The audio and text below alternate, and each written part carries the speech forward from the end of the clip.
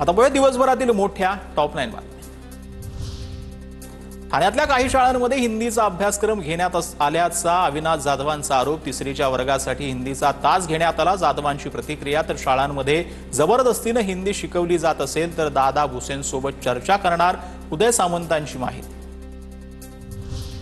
मालेगाव बॉम्बस्फोट प्रकरणी उद्या निकाल लागण्याची शक्यता। मुंबईच्या एनआयए विशेष न्यायालयात निकाल लागणार असल्याची माहिती। निकालाकडे मालेगावसह देशाचं लक्ष। मुसळधार पावसामुळे वैष्णवदेवी यात्रा मार्ग विस्कळीत। मुसळधार पावसामुळे अनेक महत्त्वाचे मार्ग तात्पुरते बंद। बाणगंगा ते अर्धकुंवरी या प्राचीन पदपथ आणि बॅटरी कार सेवा मार्ग बंद। 2 ऑगस्टला फडणवीसांच्या हस्ते दिव्या देशमुखांचा सत्कार होणार। केंद्रीय मंत्री नितीन गडकरी उपस्थित राहणार। नागपूर जिल्ह्यातील सर्व क्रीडा संघटना सहभागी होणार। मुख्यमंत्री फडणवीसांच्या उपस्थितीत आरोग्य विभागाचा करार। आरोग्य विभाग जागतिक दर्जाच्या 2 संस्थांसोबत सामंजस्य करार।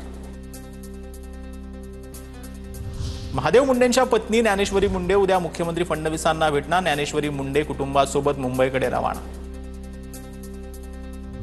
शिवभोजन थाळी बंद पाडण्याच्या मार्गावर अनेक केंद्रांवरती वारंवार गैरव्यवहार आढळल्यास शिवभोजन थाळी बंद करणार, छगन भुजबळांचे निर्देश। सातारा जिल्ह्यातल्या खंडाळा तालुक्यात बोरी सुखेड गावची अनोखी प्रथा। दोन्ही गावातल्या महिला गावाच्या वेशीवर येऊन देतात शिव्या। प्रथा न पाळल्यास गावावर रोगराई पसरण्याची धारणा।